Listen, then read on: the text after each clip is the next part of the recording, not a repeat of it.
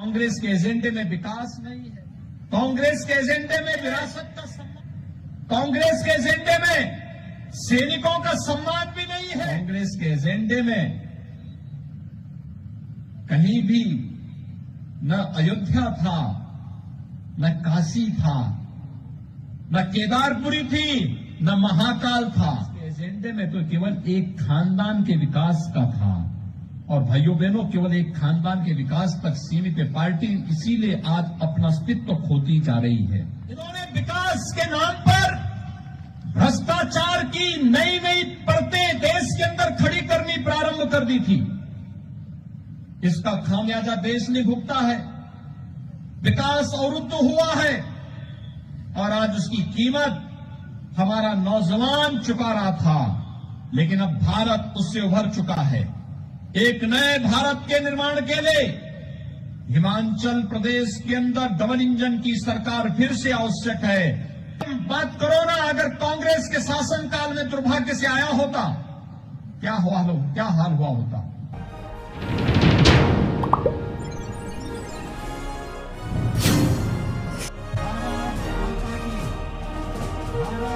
उत्तर प्रदेश के मुख्यमंत्री योगी आदित्यनाथ ने कहा कि देश और हिमाचल के विकास के लिए डबल इंजन सरकार जरूरी है। हिमाचल प्रदेश के बड़सर में आयोजित जनसभा को संबोधित करते हुए उन्होंने कांग्रेस पर तीखा हमला बोला है। आइए जाने बड़सर में आयोजित जनसभा में उन्होंने क्या कहा। और आज जब मुझे यहाँ पर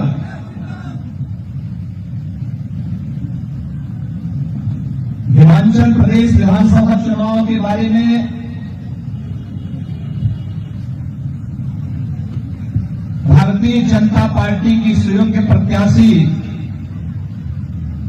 श्रीमती माया शर्मा जी के समर्थन में आप सबसे अपील करने के लिए अवसर मिला है, तो भाइयों बहनों मैं सीधे उत्तर प्रदेश से आ रहा हूं और आपके बीच में आकर के आप सबसे अपील पर उपस्थित हमारे भारतीय जनता पार्टी के जिलाध्यक्ष और पूर्व विधायक श्री बलदेव शर्मा जी, उत्तर प्रदेश विधानसभा के सदस्य श्री विपिन वर्मा जी, भारतीय जनता पार्टी के मंडल अध्यक्ष श्री कुलदीप ठाकुर जी, महिला मोर्चा की अध्यक्ष श्रीमती कमला बनियान जी, चेयरमैन ब्लॉक बिजौरी श्रीमती मंजू कुमारी जी, नरेंद्र अत्री जी, कमल नयन जी, यशपाल सिंह ठाकुर जी, प्रेम दयाल जी, सीताराम भारद्वाज जी, श्री यशवीर सिंह पटियाल जी, संजीव शर्मा जी, राजेश कुमार जी और उपस्थित मेरे हिमाचल जनपद के इस बड़सर विधानसभा सीट से जुड़े हुए उपस्थित सभी भाइयों बहनों, आप सबको मेरी ओर से हिमाचल प्रदेश भारत का मुकुट है, देवभूमि के रूप में विख्यात है। यहां का हर डाना, हर घाटी किसी न किसी देवभूमि के लिए, देव मंदिर के लिए विख्यात है। और वही सज्जनता, वही शौर्य और वही पराक्रम हिमाचल प्रदेश के नौजवानों के अंदर देखने को मिलता है, यहां के नागरिकों के अंदर देखने को मिलता है। पहाड़ जैसी दृढ़ता भी है, लेकिन पानी जैसे संवेदना भी है। और दोनों का जब समन्वय होता है तब भारत के रक्षक के रूप में जवान यहां से निकल करके भारत की सीमाओं पर भारत की रक्षा करते हैं। देश के इन बहादुर जवानों को सम्मान देने का काम अगर किसी ने किया, वन रैंक वन पेंशन के माध्यम से प्रधानमंत्री मोदी जी ने किया। आज डबल इंजन की सरकार हिमाचल प्रदेश के अंदर कार्य कर रही है। अभिनंदनीय कार्य हुआ है श्री जयराम ठाकुर जी के नेतृत्व में हिमाचल प्रदेश के अंदर। हिमाचल प्रदेश आज विकास की एक नई गाथा लिख रहा है। हिमाचल प्रदेश एक बार फिर से अपने शौर्य और पराक्रम के साथ साथ विकास और समृद्धि की एक नए पथ पर अग्रसर हुआ है। और ये हम सबका सौभाग्य है, हिमाचल प्रदेश तो आज संगठन के क्षेत्र में पूरी भारतीय जनता पार्टी को नेतृत्व दे रहा है। भारतीय जनता पार्टी के राष्ट्रीय अध्यक्ष श्री जगत प्रकाश नड्डा जी भी इसी हिमाचल प्रदेश की माटी के सपूत हैं और केंद्रीय मंत्री और आपके लोकप्रिय सांसद श्री अनुराग सिंह ठाकुर जी भी इसी हिमाचल प्रदेश के सपूत हैं। भाइयों बहनों, अच्छी विभूतियों को हिमाचल प्रदेश ने दिया है। विकास का मॉडल देने वाला हिमाचल प्रदेश डबल इंजन की सरकार आए और डबल इंजन की सरकार डबल रफ्तार के साथ बुलेट ट्रेन की तरह यात्रा प्रारंभ करके विकास और समृद्धि के नए नए आयाम चुन सके, इसके लिए आप सबसे अपील करने के लिए मैं आया हूं। जिस ब्रिटेन ने लगभग 200 वर्षों तक भारत में शासन किया था, उस ब्रिटेन को पछाड़ करके भारत दुनिया की 5वीं अर्थव्यवस्था बना है। आजादी के अमृत महोत्सव वर्ष में किस किस प्रकार के संजोग बन रहे हैं। भारतीय मूल का एक नागरिक, उनके पूर्वज किसी कालखंड में भारत से गए थे, आज वे ब्रिटेन के प्रधानमंत्री के रूप में पूरी दुनिया के लिए इसके सामने गौरव की प्रतिमूर्ति बनकर के दुनिया को विकास की एक नई राह दिखा रहे हैं। प्रधानमंत्री मोदी जी के नेतृत्व में भारत दुनिया के लिए एक मानक बन रहा है। वैश्विक मंच पर जहां कहीं संकट आता है, दुनिया भारत की ओर देखती है और प्रधानमंत्री मोदी जी की ओर बड़ी आस भरी निगाहों से प्रधानमंत्री मोदी जी ने पूरे देशवासियों को पंच प्रण के साथ जोड़ने का आह्वान किया और पंच प्रण में से एक विकसित भारत के संकल्प को आगे बढ़ाना। पंच प्रण में अपनी विरासत को सम्मान देना और गुलामी के अंश से सर्वथा मुक्ति के लिए भी और एकता और एकीकरण के लिए भी प्रधानमंत्री मोदी जी ने देश का आह्वान किया। अयोध्या में श्री राम जन्मभूमि पर भगवान राम के भव्य मंदिर का निर्माण उसी श्रृंखला का हिस्सा है। आप मुझे बताइए, क्या कांग्रेस अगर देश में रहती तो क्या अयोध्या में राम मंदिर का निर्माण हो पाता? माताओं बहनों से पूछना चाहता हूं मैं, क्या कांग्रेस कर पाती? अयोध्या में राम मंदिर निर्माण पर आपको गौरव की अनुभूति होती है कि नहीं होती है? 500 वर्षों के बाद गुलामी के ढांचे को समाप्त करके अयोध्या में भगवान राम के भव्य मंदिर का निर्माण हो रहा है। ये भारत का भव्य राष्ट्र मंदिर है।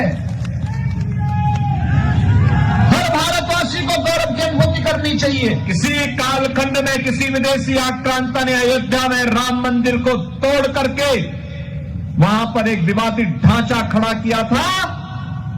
समय के अंतराल के साथ धर्म चक्र अपना काम किया है और अयोध्या में आज भगवान श्री राम का भव्य मंदिर के निर्माण का कार्य उसी युद्ध स्तर पर आगे बढ़ रहा है। भाइयों बहनों, काशी में बाबा विश्वनाथ का धाम फिर से संवर चुका है, काशी विश्वनाथ धाम के रूप में। आपने लोकार्पण कार्यक्रम देखा होगा। मथुरा वृंदावन में जाके देखिए कितनी भव्यता के साथ काम हुआ है। अभी प्रधानमंत्री जी ने महाकाल, उज्जैन में महाकाल के प्रथम चरण के कार्य का लोकार्पण किया। कितना भव्य कार्य हुआ है। और केदारपुरी में उत्तराखंड के केदारपुरी के उस कार्य का भी लोकार्पण प्रधानमंत्री मोदी जी के द्वारा संपन्न हुआ है। यही तो है विरासत के प्रति सम्मान का। विरासत के प्रति सम्मान को आगे बढ़ाने के लिए आज भारत के अंदर युद्ध स्तर पर एक और अपने स्वतंत्रता संग्राम सेनानियों के प्रति सम्मान का भाव है। आजादी के उन सभी नायकों को सम्मान दिया जा रहा है। देश की सीमाओं पर भारत की सुरक्षा करने वाले अपने सैनिकों के प्रति कृतज्ञता ज्ञापित करते हुए उन्हें सम्मान दिया जा रहा है। दूसरी तरफ अपनी आस्था के केंद्रों को संवारने, सजाने और भारत की आस्था को सम्मान देने का कार्य हो रहा है। तो वहीं भारत के अंदर हर नौजवान के हाथ को कार्य मिल सके। मिशन रोजगार हर नौजवान को रोजगार के साथ जोड़ने के लिए कहीं अग्निपॉवर 10 लाख अग्निवीरों की भर्ती के साथ 10 लाख नए अन्य नौकरियां सरकारी मिलनी है। भाइयों बहनों, क्या ये सब कांग्रेस के समय हो पाता? कांग्रेस कर पाती? कांग्रेस के एजेंडे में विकास नहीं है। कांग्रेस के एजेंडे में विरासत का सम्मान नहीं है। कांग्रेस के एजेंडे में सैनिकों का सम्मान भी नहीं है। कांग्रेस के एजेंडे में कहीं भी न अयोध्या था, न काशी था, न केदारपुरी थी, न महाकाल था। कांग्रेस के एजेंडे में तो केवल एक खानदान के विकास का था। और भाइयों बहनों, केवल एक खानदान के विकास तक सीमित है पार्टी, इसीलिए आज अपना अस्तित्व खोती जा रही है। उन्होंने विकास के नाम पर भ्रष्टाचार की नई नई परतें देश के अंदर खड़ी करनी प्रारंभ कर दी थी। इसका खामियाजा देश ने भुगता है। विकास अवरुद्ध हुआ है और आज उसकी कीमत हमारा नौजवान चुका। भारत उससे उभर चुका है। एक नए भारत के निर्माण के लिए हिमाचल प्रदेश के अंदर डबल इंजन की सरकार फिर से आवश्यक है, क्योंकि विगत 5 वर्ष के अंदर हिमाचल प्रदेश के अंदर भाइयों बहनों जिस मजबूती के साथ श्री जयराम ठाकुर जी ने काम किया है, प्रधानमंत्री मोदी जी के मार्गदर्शन में श्री अनुराग सिंह ठाकुर जी और श्री जगत प्रकाश नड्डा जी के साथ मिलकर के, वह अभूतपूर्व है। हर फील्ड में काम हुआ है। मुझे थोड़ा बताइए कि क्या अभी कोरोना जैसी महामारी से देश उभरा है? कोरोना के बाद कोरोना अगर कांग्रेस के शासनकाल में दुर्भाग्य से आया होता, क्या हाल हुआ होता? प्रधानमंत्री मोदी जी की लीडरशिप थी। हिमाचल में श्री जयराम ठाकुर जी के नेतृत्व में जिस मजबूती के साथ काम हुआ, फ्री में टेस्ट, फ्री में उपचार, फ्री में वैक्सीन और हर गरीब को फ्री में राशन की सुविधा भी, देश के अंदर 80 करोड़ गरीबों को फ्री में राशन की सुविधा भी उपलब्ध करवाई गई। वृद्धजनों को वृद्धावस्था पेंशन, दिव्यांगजनों को दिव्यांग पेंशन, निराश्रित महिलाओं को निराश्रित महिला पेंशन, किसान अन्नदाता किसानों को प्रधानमंत्री किसान सम्मान निधि और हर गरीब को आयुष्मान भारत के साथ ही हिम केयर के माध्यम से 5 लाख रुपए सालाना स्वास्थ्य बीमा का कवर देने का काम भी ये डबल इंजन की सरकार ने ही किया है। अगर कांग्रेस के एजेंडे में विकास होता तो भाइयों बहनों 50-55 वर्षों तक उन्होंने शासन किया, कभी उन्होंने विकास को एजेंडा नहीं बनाया। विकास उनके एजेंडे का हिस्सा नहीं था। विरासत का सम्मान उनके एजेंडे का हिस्सा नहीं था। सैनिकों का सम्मान उनके एजेंडे का हिस्सा नहीं था। गुलामी के अंश की सर्वथा मुक्ति उनके एजेंडे का हिस्सा नहीं था। वे कभी इसको अपना एजेंडा नहीं बना पाए और इसलिए भाइयों बहनों हिमाचल के विकास की यात्रा बुलेट ट्रेन की तरह तेजी के साथ आगे बढ़ती रहे। इसके लिए आवश्यक है देश का यह शांत क्षेत्र, कितना शांति है। प्रकृति की गोद में आकर के ऐसा लगता है जैसे साक्षात देवात्मा के साथ हमारा साक्षात्कार हो रहा हो। और हिमाचल के अंदर इस प्रकार की अनुभूति हम सबको होते हुए दिखाई देती है। यह साक्षात्कार शांति के माहौल में ही संभव है, अन्यथा नीचे से माफिया और प्रकृति के तत्वों पर घुसेंगे, कांग्रेस की जो प्रवृत्ति है समस्याएं खड़ी हो जाएंगी। क्योंकि आपको मालूम है उत्तर प्रदेश से माफियाओं का हमने सफाया कर दिया है।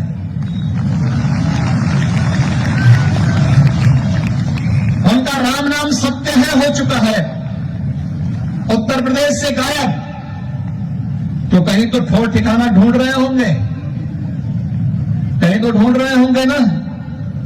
तो इसलिए हिमाचल प्रदेश को सुरक्षित रखने के लिए, हिमाचल के विकास को तेज गति देने के लिए, हिमाचल के नौजवानों के लिए और विकास की इस गति को स्वास्थ्य के क्षेत्र में, ग्रामीण विकास के क्षेत्र में, शिक्षा के क्षेत्र में, रोजगार के लिए, माताओं बहनों के सम्मान और स्वावलंबन के लिए डबल इंजन की सरकार फिर से बननी चाहिए। और डबल इंजन की सरकार के लिए आवश्यक है श्रीमती माया शर्मा जी का यहां से विधायक बनना आवश्यक भी है। भाइयों बहनों, चूक हो गई थी तो विकास में पिछड़ गए, ऐसी चूक तो नहीं होगी ना, ऐसी चूक तो नहीं होगी। संकल्प है ना, तो फिर हम लोग ये मान करके चल लें कि 12 नवंबर को जब इलेक्शन होंगे तो 12 नवंबर के इस इलेक्शन में हर जगह कमल का फूल ही नजर आएगा, सभी लोगों को नजर आएगा। सभी लोग इस संकल्प के साथ कार्य करेंगे।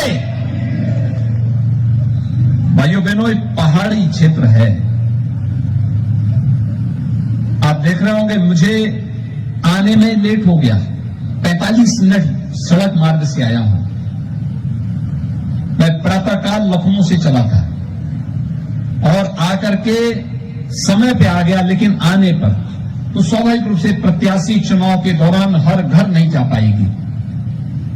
आप सबको माला शर्मा बनना पड़ेगा, माला शर्मा का प्रतिनिधि बनना पड़ेगा। घर घर जाकर के एक एक मतदाता को मतदान करने के लिए प्रेरित करना पड़ेगा और कमल चुनाव चिन्ह पर भारतीय जनता पार्टी की सुयोग्य प्रत्याशी को विजयी बनाने की इस अभियान के साथ जुड़ना पड़ेगा। सभी सहमत हैं? सभी लोग सहमत हैं? तो मेरे साथ बोलेंगे भारत माता की, भारत माता